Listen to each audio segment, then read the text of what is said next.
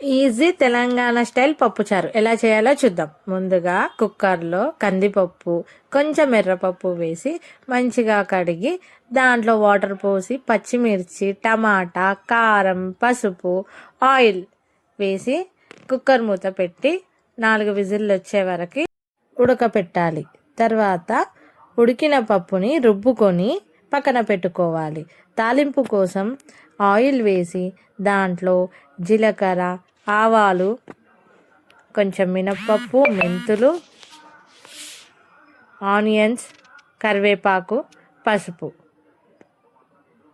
వేయాలి. తర్వాత చింతపండు రసాన్ని పప్పులో వేయాలి.